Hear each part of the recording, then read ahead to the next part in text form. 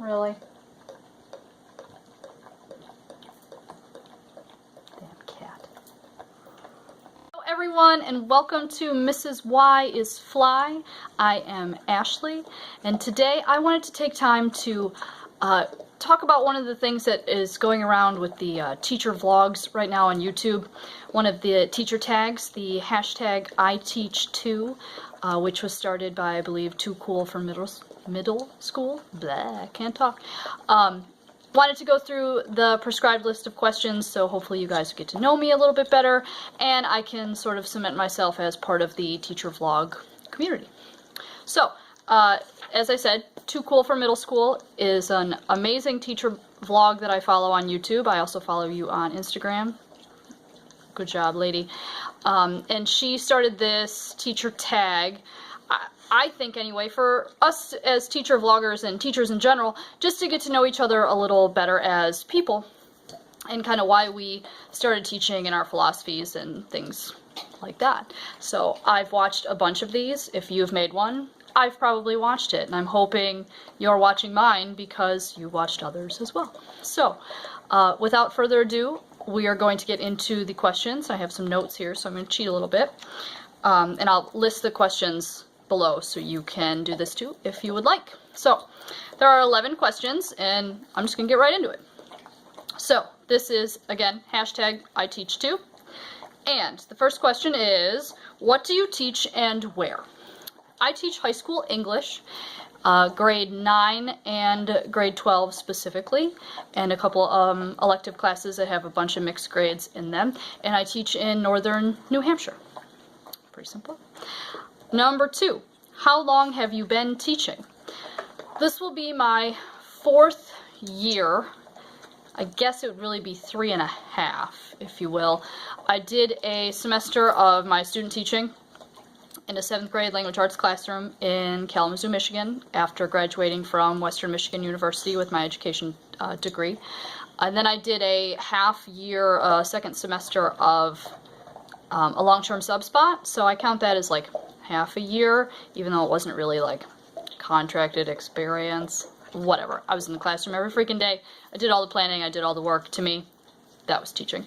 So technically my, what I would call 4th year, 3rd contracted year of experience. No, 4th. Hey, look at me, I'm right, 4th. So about 4.5. Ha! I can do math real good. That's why I'm an English teacher. Anyway, alright, number 3. Did you always know you wanted to teach? No, I didn't. I always liked teachers. I always liked school. But I did not know that I would be amongst them in any way. Originally, in 2001, when I went to college, I wanted to be a journalist because I was active on my school newspaper. I was an editor. I was in charge of a lot of that. And I thought, this would be great, something I can do in the real world, and I can write, and I'm good at writing, and I like this. And turns out, it wasn't for me. So I flitted from journalism to just being a regular English major. Had no idea what I was going to do with that, of course. What do you do with an English major? I mean, nothing. Starve? I don't know. So I pushed forward with that in college for a long time, and I changed minors, it felt like, every semester. I was an art minor for a good while. I was an art history minor for a good while, and then I became a speech communications minor because I thought it tied in with English very well with the public speaking and the debate and communication related things like that. And then eventually I decided I'm going to follow one of my other passions, which was horseback riding, specifically horse training. So I went to a great little college in Ohio, and for 2 years I earned my associates in equine science and horse science. So after then I had a bunch of different jobs running different farms and training programs, and I had horseback riding students and a little program, and I did that for about 10-ish years, I believe, semi-professionally I call it, and that's what I wanted to do. I wanted to travel the country with horses and clients and do the whole shebang, but it's a very expensive industry to be in, and I learned quickly that if you don't have a lot of money, it's very, very difficult to make a lot of money, or any money at all, sustainable money.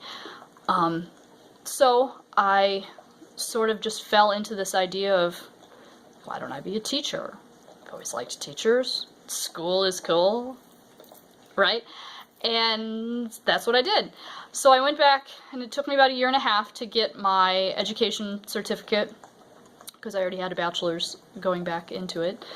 And I did that at Western Michigan University. Go Broncos. And here we are. It was what I was supposed to do after all, I guess, which is cool. So let's see. Number 4, typical teacher outfit of the day.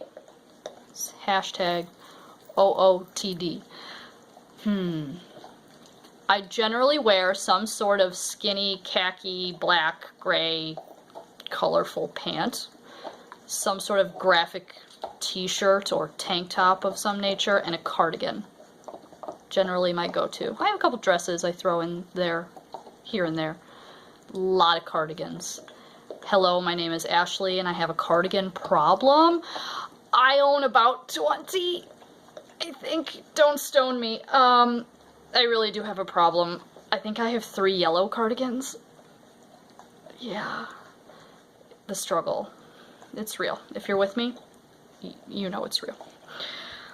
Let's see. Oh, and my hair is always kind of nuts. Today, it's like super frizzy, and I haven't washed it in like 4 days, and but it doesn't always look this bad. Number 5, what do you bring for lunch?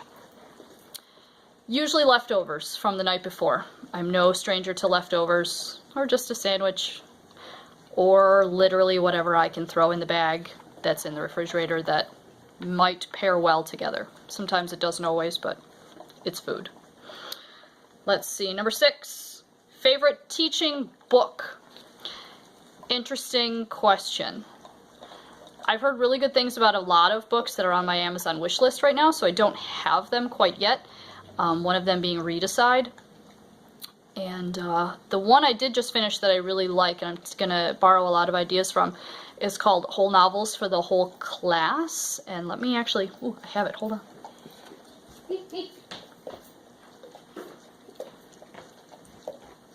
Haha, yay! It is this one. A student-centered approach. Okay. I got it on Amazon. It was on a recommendation list, and I read the little blurb about it. I was like, oh, this sounds kind of neat, and I teach the whole novel frequently, so maybe I'll, get some strategies. It's really user-friendly, chock full of strategies. I really recommend it if you're looking to amp up how you teach a whole novel. It's a very, as the title says, student-centered. She wants to teach the whole novel like an adult book club would be run, whereas the students would read the book in its completion before discussing the work as a whole. And her theory is it gives a better reading experience, I guess. You get to experience the full text and the full meaning of the work in one big chunk, rather than like in chapter 7 and in chapter 9. And I think when we break up books by chapter like that, or really small chunks if you don't always go chapter by chapter, which I don't, I think it ruins the flow of the reading process and of understanding the whole work. Especially if kids get really into a book and they want to keep reading, or if nothing really memorable happens in one chapter, it becomes very surface level questioning. What color was the boat? What happened when blah blah did this? Like, it's all recall basic information. So I think you could do a lot deeper questioning if you did more of the book in one chunk, specifically the whole book. That doesn't always work, obviously. We know that because kids don't read at home when they're supposed to. So I can see a lot of hiccups in it. I'm gonna try it and see how it goes. And maybe I'll do a vlog about it and see kind of what I can tweak and what I can change. And I don't know. We'll see. But it's a neat idea. I understand the theory behind it, and I think it'd be great to try, but we'll see. Number 7, favorite teacher movies. I was talking about these today. I have 2. Number 1, near and dear to my heart, is Bad Teacher with Cameron Diaz. When she is grading the To Kill a Mockingbird essays and she's writing the comments to the student, it is my inner monologue when I'm grading, and I do it like in her exact voice. You know, she's like, no, wrong. This is stupid. Is this English? Like, it is exactly what I'm thinking when I read some student writing. I don't obviously write those things, but I laugh all the time because they really nailed that scene correctly with what we're actually thinking, what sometimes we wish we could write. But we don't, because we're better than that, people. My other favorite teacher movie is School of Rock with Jack Black. I love him, and I've loved Tenacious D for a hot minute. And it is just so freaking funny. And I have these experiences similar to him and to his experiences in the movie in his class frequently with my students. For example, I had a student who didn't know who Jim Morrison was when I referenced the fact that he wrote a lot of poetry, and you can buy like his poetry in books, and it's not great, but I don't mind it, and I like The Doors and Jim Morrison. And the student, I said something about Jim Morrison, and his response, completely poker face, was, who? And I laughed, and I go, no, not The Who, The Doors. See what I did there? See what I did there? And I lost my stuff laughing. I think that is just too freaking funny. And didn't know who The Doors were, didn't know who Jim Morrison was, had no idea who The Who were. No. I'm like, I can't. I have to walk away from this conversation. Like, I can't. So, in School of Rock, when Jack Black is handing out the CDs, which I know are now like, what are CDs? The compact disc, right? It's shiny on one side. Ooh, shiny. Ooh. And he's like, you, Dark Side of the Moon. Yes. And he's handing out, his homework for the kids to listen to this classic rock. I feel like I need to do that. Like, I straight up feel like I need to be like, here's Dark Side of the Moon. Go, write me a paper. Here's some Queen. Like, educate yourself, children. Like, figure it out. Oh, look, Stevie Nicks, my spirit animal. Know who that is by Monday. I don't know. It's so sad to me that they have no reference of classic rock. Not all of them, of course. There are a few that still do. And with music being so easily accessible on all of their devices, it just blows my mind that they haven't experienced these bands. But I guess there's just a lot of bands, and it'd be hard to cover them all. But I'd like to try. Maybe I have to make an assignment related to classic rock music analysis. Maybe. We'll see. Number 8. My favorite teacher. Who is my favorite teacher? If you're watching, you won't be surprised when I say your name. That is Mr. Curry. Not Tim Curry. Steve Curry. He was my 8th grade math teacher. And he is just a fabulous human being. And an even better math teacher. Probably the only teacher that has ever been able to teach me math in my entire life. In college, I would go back to his classroom after school for help. And he was always willing to help and stay after, and never made you feel bad about not knowing how to do something, and would really easily break down how to do certain math problems. And I always found that really helpful, and patient like a saint. I don't know how he did it some days. I don't know how I do it some days. I hope I inherited a little bit of his patience. I think I might have, actually. But yeah, so my 8th grade math teacher. And again, there are plenty of other teachers that I have enjoyed and would call a favorite. throughout my lifetime. Plenty of teachers in high school made a big impact on me, and in professors in college as well. I apologize for the cat-like circus that's happening. They do that a lot. I have two. I have one gray and white old lady, my Fuzz, and then if you saw the black and white shaved one, the little lion, that's Sawyer. He's a monster. Let's see. Number 9. Favorite teacher YouTubers. Well, I am new to the teacher YouTube game. That's okay. But so far, and if I miss anybody, I apologize, but again, I'm new, I'm learning. I have a couple people that I subscribed to relatively recently, so I haven't really like dug into your material yet. But I love, obviously, Too Cool from middle school. Doing a great job, lady. Who else? Apples and Tiaras. Awesome. The Lettered Classroom. Oh, your classroom. Oh God. I want it. Oh, please. Is phenomenal. It is just great to watch all of your videos. I love them, so keep it up. And I really love Real Rap with Reynolds. I taught in a private school in Detroit for 2 years before I moved out to New Hampshire, so I relate to a lot of his material and his population of students easily, and he's just, oh, you're on point. And your Pee Wee Herman references, I already left a comment, but oh, on point. Like, I love it. Alright, let's see. And plenty of others, of YouTubers that I enjoy. So if I didn't name you, I'm sorry. Don't hate me. Oh, there's the lion. Sweet. He'll hang out for a little while. Number 10, classroom management tips.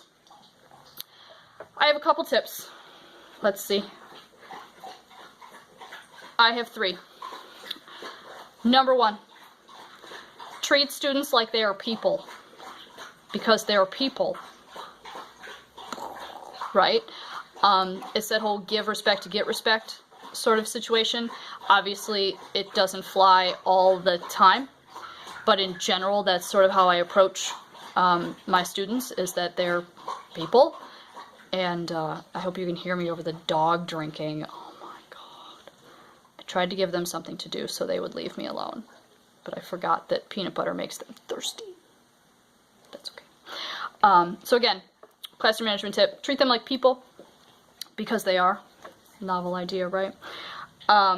Show them, number 2, show them that you like them and you think they are smart. My AP Summer Institute instructor would say that and we would all laugh. And it is kind of funny. Like, I like you and I think that you're smart. But it's true. On a different level, I mean, it's comical, but it's true. It's essentially why you should, number 1, be in the classroom with students, especially secondary students. You should like them, and you should think that they are able to do certain things that you know they're able to do, and the content should be easily accessible enough where they can do it and show that they are smart and creative and awesome. Number 3, be yourself, and for me that includes being laid back. I pick my battles very, very well with students. Do not nitpick every little thing that drives you nuts. There will be a mutiny against you.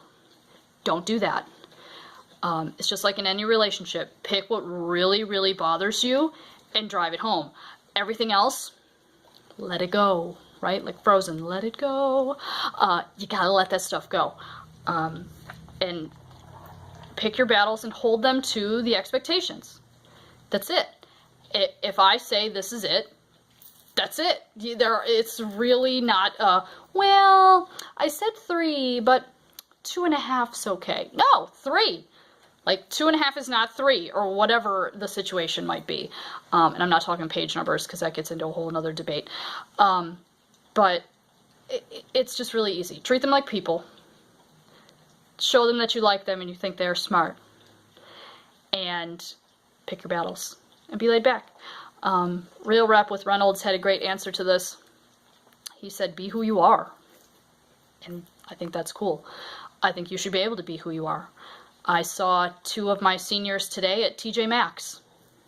Just randomly, I'm shopping, doing my thing, right? Looking at everything, because you can't not look at everything in TJ Maxx. Come on, you do a lap around the whole store.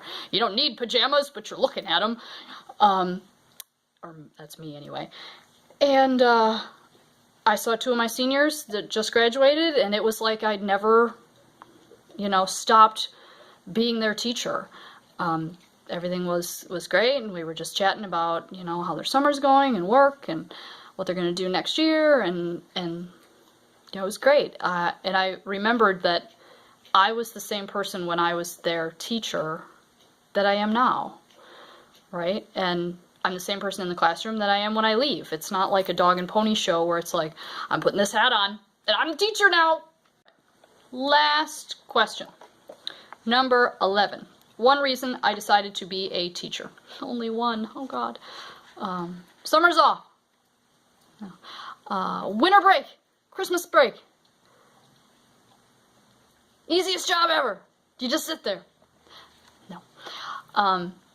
I wanted to be a teacher because I am in the school of thought, I guess, where I think teachers are going to be a large part of the solution to the education problems in our country.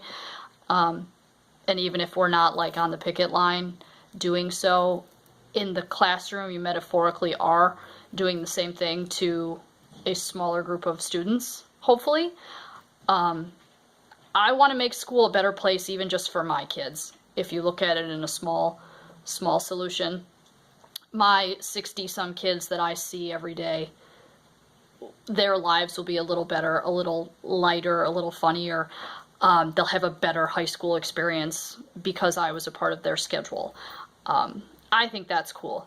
And I know that's kind of selfish in a way to say, but it's true. Like, it fully is true.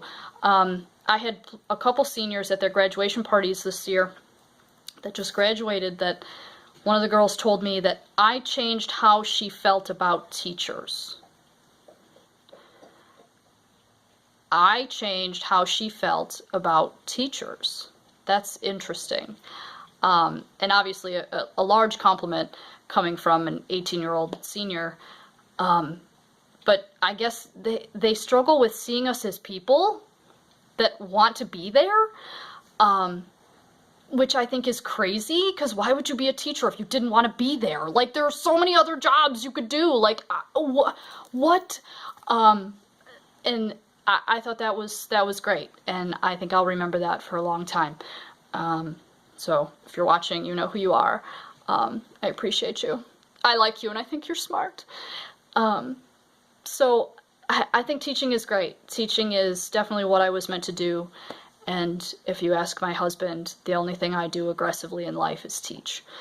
In conclusion, thank you for watching my latest vlog video. This has been my version of the hashtag #iteachtoo teacher vlog tag.